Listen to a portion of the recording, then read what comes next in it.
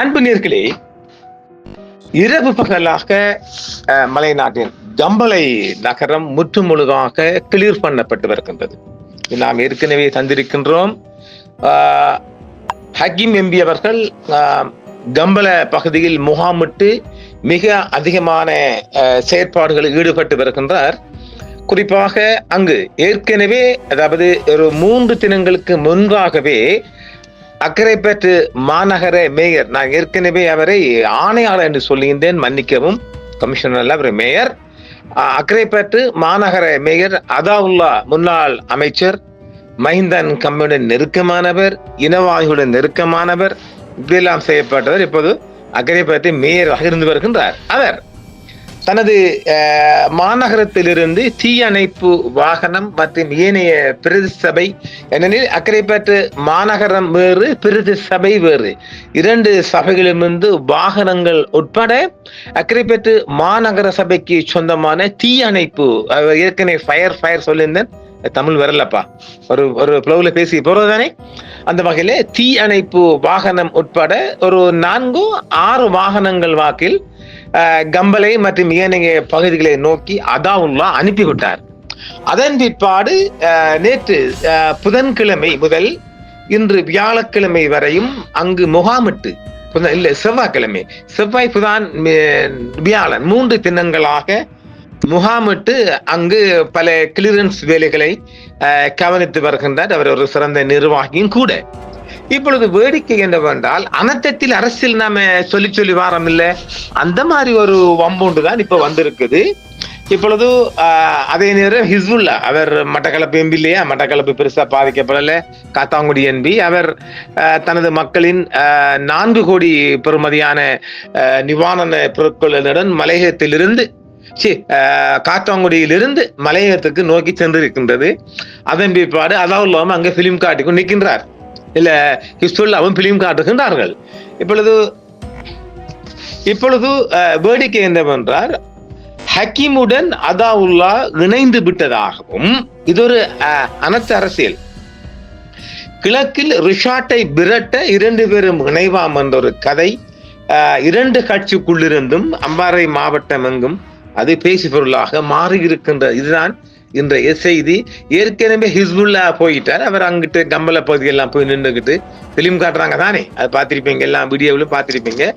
ஆனா அதாவுல்லா எதுவுமே அவர் தொட்ட வீடியோ ஒன்றும் போடல. அவர் அங்கு ஹக்கீம் கூடவே இருந்து சில களப்பணிகளில் பார்வையிட்டும் மேற்பார்வையிட்டு வருகின்றார் என்றால் சொல்ல முடியும். இப்பொழுது ஏற்கனவே இந்த மாகாண சபை தேர்தல் குறித்தான ஒரு கதையும் பரவி வருகின்ற. எப்படி என்றால், முதலாவது மாகாண சபையில் யார் வைப்பது? இப்பொழுது இந்த பேரிடர் மண் சரிவு இல்லை என்றால், ஜேவிபியின் சுப்ரீம் லீடர் டெல்லி சென்று முக்கியமான அதிகாரிகள் மோடி மசஞ்சி எல்லாம் பார்த்து, நாங்கள் மாகாண சபை தேர்தல் நடத்துவதில்லை, எங்களிடம் வேறு திட்டம் இருக்கின்ற ஒரு கலந்துரையாடல் செய்யவிருந்தார். அந்த தருணத்தில் தான் இந்த மண்சரி விடயம் வந்துவிட்டது. அதனால் சுப்ரீம் லீடர், ஜேவிபியின் சுப்ரீம் லீடர் ஸ்டீவன் சில் அவர்கள் டெல்லி செல்லவில்லை. அது ஒரு புறம் இருக்க, இடையிலே போனதோ தெரியல, செல்லவில்லை என்பதுதான் டெல்லி தகவல், அதுக்கு மேல் போனதோ தெரியலை. இதுக்கிடையில் ஹக்கீமுடன் அதாவுல்லா இணைந்து விட்டார் என்ற ஒரு கதை பரவலாக இணைந்து விட்டார் என்றால், ஹக்கீம் டோட்டரின் வெட்டிங் கொண்டுக்கோ அதாவுல்லா, அதாவது புகழுக்குள்ள வெளியே தானே கிரியும் பாம்பும், உள்ளுக்குள்ள அவங்க ஃபேமிலி மேட்டர் பேசுவது எல்லாம் இருக்குதானே. அவருடைய மகள கல்யாணத்துக்கு இவர் போற, இவர் கல்யாணத்துக்கு அவர் போற, மாறி மாறி அவங்களுக்குள்ள ஒரு நல்லுறவு இருக்குதானே. இந்த ஒத்தரும் பங்கு சண்டை, பங்காளி சண்டையிலேயே அரசியல் விரோதிகள், மேடை விரோதிகள், அவ்வளவுதான்.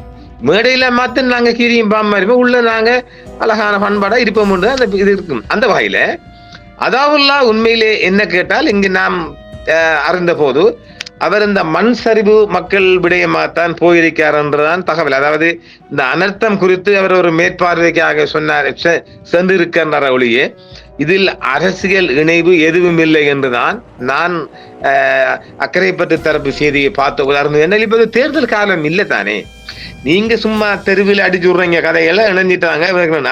அதாவது அதாவுல்லாக்கு ஒரு துன்பம் துயரில் இருக்கின்றால் ரிஷாட் பந்தான் அவர் தோல்வி காணப்பட்டிருக்கிறார். நான்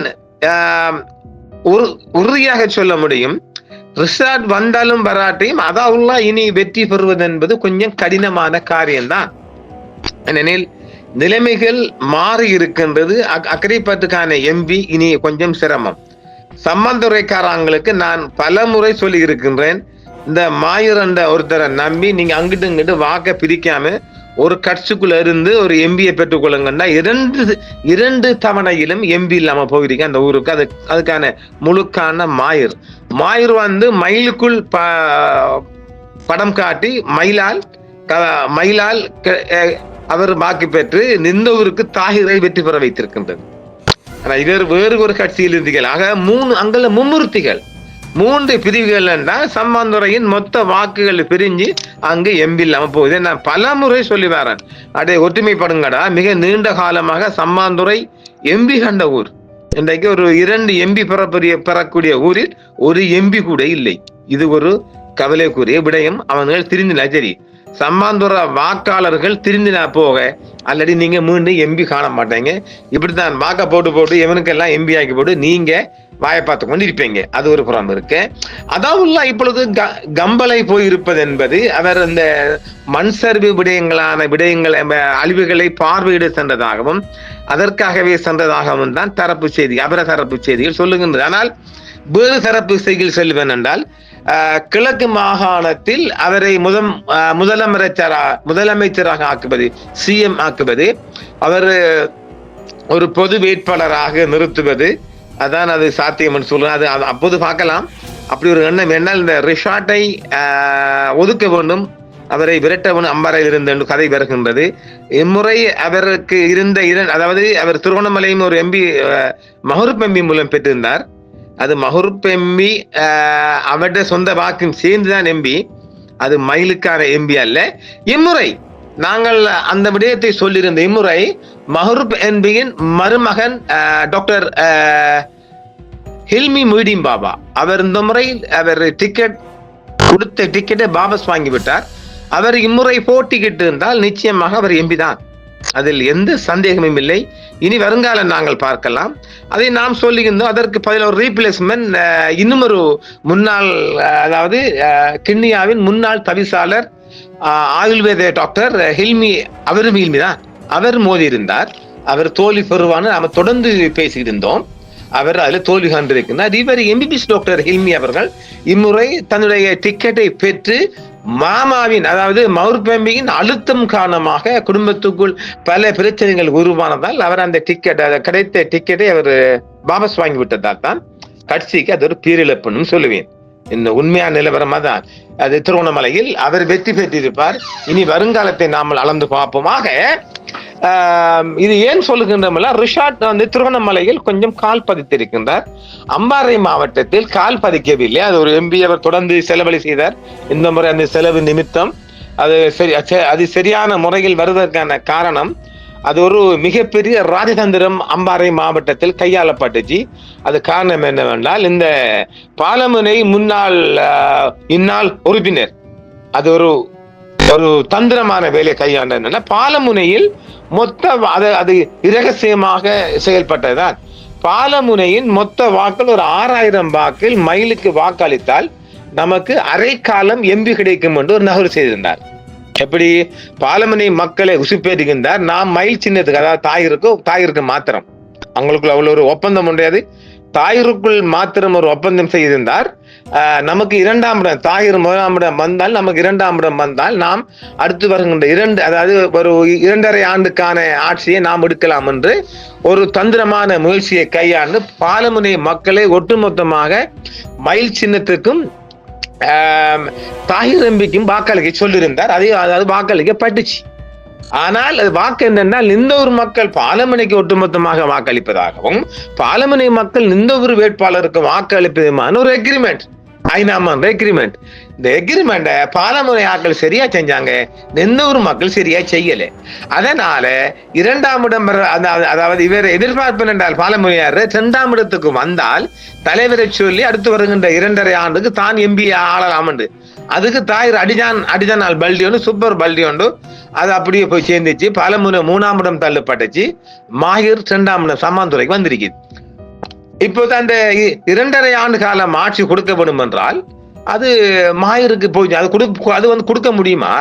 எந்த ஒரு தாகிர் முற்று முழுதாக வெற்றி பெற்ற ஒருத்தர் என்னென்று 2.5 ஆண்டுக்கு அவர் கொடுக்க முடியும்? அதெல்லாம் முடியாது. ஆனால் இவர் பாலமரக்காரர் ஒரு நகர் செஞ்சார், அது கெஞ்சி பல்டி அடிச்சு தலைவரை பிடிச்சு கெஞ்சிக்கு நெருக்கலாம் தான் எடுத்தார். அவர் 2ஆம் இடம் கிடைக்கவில்லை. இந்த அடிப்படையில் தான் தாயூர் வெற்றி பெற்றார். அப்ப ஆக வருகின்ற பொது தேர்தலில் பாலமரக்காரங்க மொத்தமா இந்த ஊருக்கு வாக்களிப்பாங்களா? கிடைக்காது. அப்ப இவர் ஆறால் இன்னொரு பக்கம் சொல்ல போல சம்பந்தொரு பக்கம் கூட்டி சேரலாம். இந்த இன்டர்வியூ இந்த ஸ்பீச் அப்படி இருக்கட்டும். நாம் அந்த தேர்தல் வந்த காலங்கள் இப்ப தேர்தல் காலம் இல்லையே, இந்த நடந்த உண்மைகளை மட்டும் சொல்ல வரலாம். ஆக ரிஷாட் அம்பாறையில் இன்னும் கால் பதிக்கவில்லை. இது ஒரு விடயம். அதனால் தான் இந்த ரிஷாட் வந்ததால் தான் இவர் அதாவுல்லா தோல்வி கண்டிருக்கின்றார் 2 முறையும் என்று அதற்காகத்தான் ரிஷாட்டை விரட்டுவதற்காக எதிரியன் நண்பன் என்ற கோதாவில் வேறு போகின்றார்களாம். தேர்தல் வருகின்ற போது பார்ப்போம். ஆனால் இதில் வேடிக்கை என்னவென்றால் அதாவுல்லா கம்பல பக்கத்துக்கு சென்றது மண் சரிவு விடயமாக பார்வையிடத்தான் சென்றார ஒழிய எந்த கூட்டு கம்பெனியும் இப்போது இல்லை. ஆனால் அவங்களுக்கு ஒரு மிதமான பேச்சுவார்த்தை ஒன்று இருக்கின்றது. அதற்கு மூலகர்த்தாவாக ஹிஸ்புல்லா தெரியும் தானே.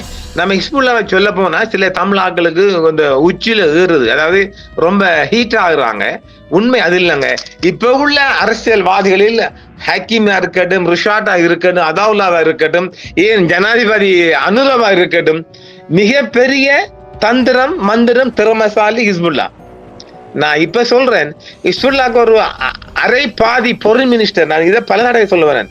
வெளிநாட்டு அமைச்சின் ஒரு பிரதி அமைச்சர் கொடுத்தாலே போதும். நான் நினைக்கிறேன் காலில் விழுந்தாவது பல பில்லியன் அடிச்சு பறிச்சுக்கிட்டு கொண்டு தருவான் மனுஷன். அது தேன் எடுக்கிறவன் தன்னை முழங்கைய நக்குவன் அதெல்லாம் நீங்க பார்க்கல. இங்க யார் உத்தம? நீங்க எல்லாரும் முகமது நபி அவர்களையும் இயேசுநாதரையும் புத்த பெருமானையும் சிவபெருமானையும் இப்படியான, அதாவது அந்த மாதிரி பிள்ளையார் போன்ற தெய்வங்களை நீங்க தேடுறீங்க. அரசியலுக்கு கிடையவே கிடையாது. மனுஷனா பாருங்க, அவனின் திம்பான் கொண்டும் தருவான். இதெல்லாம் கொள்ளை கூட்டமா உங்களுடைய ஸ்ரீலங்கா காசு கொள்ளையடிக்க போகலையே. வாரத்தில் அந்த கமிஷன் பிடிக்கும். அது ஒரு இன்டர்நேஷனல் வியாபாரிங்க. நேற்று வரை அவர் உள்ளூர் வியாபாரி, இன்டர்நேஷனல் வியாபாரி. எனவே ஹிஸ்புல்லா போன்றவர்கள் தேசிய அரசுக்குள் உள்வாங்கப்பட்டால் மிகப்பெரிய முன்னேற்றம் அரசுக்கு உண்டும். அந்த மாவட்டத்தில் எனக்கும் சம்பந்தம் இல்லை. மிகப்பெரிய திறமசாலி, மிகப்பெரிய நிர்வாகி, சிறு வயதிலிருந்து அரசியலுக்குள் புகுந்து கிட்டத்தட்ட PhD ட்ரிபிள் PhD முடித்தது சொல்லலாம். எனவே அதாவுல்லா இப்போது கம்பலை போன விடயமானது அனர்த்தத்தில் அரசியல் என்றாலும் அது இணைவுக்கான ஒரு நகர்வே கிடையாது. அரசியல் ஒன்று வருகின்ற போது அதை பார்க்கலாம். ஆனால் ரிஷாட்டை பொறுத்த வரைக்கும் அவர் இன்னும் அம்பாறைக்கில் காலடி பதிக்கவில்லை என்று நான் சொல்லுவேன். வருகின்ற தேர்தலில் வைத்து பார்ப்போம். அவர் அதாவுல்லாவை விட அவர் வெற்றி கண்டிருக்காரு. ஏனெனில் அம்பாரில் ஒரு எம்பி கண்டிருக்கின்றார். ஏற்கனவே திருவண்ணாமலை எம்பி அதாவுல்லாவில் முடியலை. அதான் நான் ஒரு ஆர்டிக்கல் எழுதியிருந்தேனே, அக்கறை பற்றுக்குள் அடங்கி விட்டு அதாவுல்லா அதுக்கு மேல போக முடியல. இப்ப மேல விட்டு கிளம்ப முடியுமான்றது பார்க்க முடியும் ஒழிய நான் நினைக்கல. அதெல்லாம் இனி நான் நினைக்கல. அவங்க லைன் அரசியல் அவ்வளவுதான். இதோட மேடா முடிச்சுப்படும் போகலாம். ஏதோ மாகாண சபை காலம் வந்தால் ஒரு பொது வேட்பாளர் ஒரு சான்ஸ் பார்க்கலாம். அவ்வளவுதான். அடுத்தது ஒரு CM ஒரு முஸ்லீம் ஈழம் போறவோ தமிழ் ஈழம் போடுற ஒரு லேபர் கூட நியமனம் பண்ணுவது என்றால் எங்கள் ஆளுநர் ஒப்புதல் ஊடாகத்தான் அது பெற வேண்டும். அதை நடக்க போறல உண்டும். எனவே அதையும் பார்த்துக் கொள்ளுங்க. ஒரு அலங்கரிப்பான பதவி, அவ்வளவுதான். சில ஊடக வார்த்தையில அலங்கரிப்பு வார்த்தைகள் போன்று ஒரு அலங்கரிப்பான பதவி, ஒரு கதிரை மேசைக்கான பதவி, அவ்வளவுதான். அதுல ஒன்றும் கிடையாது. ஒரு JP பட்டம் போன்ற ஒரு கௌரவம், அவ்வளவுதான். அது என்ன சாதிக்க முடியும் போலாலே? எது சாதிக்க முடியுமா? முடியவே முடியாது. எனவே மாகாண சபை தேர்தலுக்கு தமிழ் முஸ்லிம்களை அடிச்சு கொள்ளவே தேவையே கிடையாது.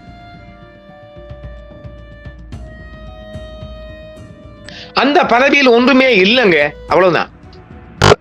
ஆக அந்த பதவி வச்சு இவங்களால் ஒன்றுமே சாதிக்கவும் முடியாது.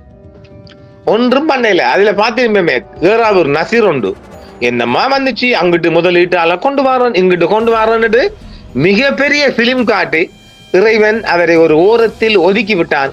எழும்பி காட்டு பார்ப்போம். அந்த பாவி என்ன சொன்ன பாவி, அது வெறும் பட்டியல இந்த சுனாமி என்ன இந்த கொரோனாவுல முஸ்லீம் பொடிகளை அது எம்டி பாக்ஸ் தான் எரிச்சான் பாவி. இதுக்கு ஒரு ஆபீஸ் முடிச்சான் பாவி. அவன் கண்ணை பொத்திக்கு சொன்னான் பாவி. அப்படித்தான் சொன்னான். எப்படி சொன்னான்? வெறும் பெட்டியில் எரிச்சாங்கடு. இப்படியான பச்சோந்திகளும் பெருச்சாளிகளும் இந்த தமிழ் முஸ்லிம் அரசியலிருந்து ஒதுக்கி ஓரங்கட்டப்படும் இத்து போன இரும்பெல்லாம் பார்க்கலாம். ஆயுள் முடியும் வரை ஆசைப்படும். அதாவது இன்னும் ஒன்று பாருங்க, ஒரு 60-65 வயசு வேணா விடுங்கன்னா விடுறானுங்கள்ல, இவனுகள் சாகும் வரைக்கும் அரசியலையே பிடிச்சி தொங்கி கொண்டிருக்காங்க. இந்த சனியெல்லாம் ஒதுக்கணும், புது ஆட்கள் வரணும். வருகின்ற ஆட்சியும் ஜேவிபி ஆட்சி நான் நினைக்கல இந்த மரம் எல்லாம் ஒதுக்கப்பட்டோம். இனி அவர் ரவுபைக்கும் இப்ப கம்பள பக்கம் எல்லாம் நிக்கிறார். அவர் 101 வாக்குலாம் தப்பினார். இந்த மகர வெப்பம் இல்ல, மொய் வெப்பம் இல்ல, 101 ரூபா. அந்த மாதிரி 101, 111 அல்லது 101 நினைக்கிறேன். அந்த ஒரு வாக்கால நிறவல் மயிரிழையில் உயிர் பிழைத்த எம்பி இப்போது இந்த அனர்த்த விடயமாக இரவு பகலாக கம்பளை பக்கம் எல்லாம் அண்ணாச்சி அலையுது திரியுது, வாக்கு பெறலாம். அப்ப ஆக அவர் எம்பி ஆசனம் உறுதிப்படுத்தப்பட்டிருக்கு. அதான் உள்ள எம்பி ஆசனம் உறுதிப்படுத்தப்படவில்லை. அதையும் இங்க பார்த்துக்கொள்ளலாம். எனவே இந்த விடயம் முற்றுமுழுதாக அனர்த்தத்தில் அரசியல் பற்றி அங்கிட்டு கம்பள பக்கம் பிலிம் காட்டுற படம் எல்லாம் போட்டு காட்டுறோம் பாருங்க. நமக்கு அனுப்புறாங்க. நன்றி அன்பர்களே. பெயர் குறிப்பிட வேண்டாம் என்று ஏராளமான தகவல்கள் வந்த வண்ணம் இருக்கின்றது. தாகிர் எம்பி அரசு செய்யப்பட்ட விடயம், சபாநாயகரிடம் அனுமதி கோரிய விடய செய்திகள் எல்லாம் எங்களை தேடி வருகின்ற போது நாம் அது விலை உங்கள் முன் கொண்டு வரலாம். நேர்களே, நமக்கு யாரிடம் தனிப்பட்ட விரோதம், கோபம், தாபம் கிடையாது என்று ஏற்கனவே சொல்லிவிட்டோம். கிடைக்கும் செய்திகளையும் நல்லது கெட்டது அளந்து நிறுத்து எடிட் பண்ணி தருகின்றோம். மீண்டும் மற்றும் ஒரு காணொளியில் சந்திப்போம் அன்பினர்களே. என்றும் உங்களுடன் சன்ரைஸ் இந்தியா டிவி. சப்ஸ்கிரைப் பண்ணுங்கள், பெல் பட்டனையும் கிளிக் செய்யுங்கள். உங்கள் ஆதரவே எங்கள் சேவை. ஆதரவு தாருங்கள், அரவணைப்போம். மறக்காம சர்ப்ரைஸ் பண்ணுங்க. தேங்க்யூ.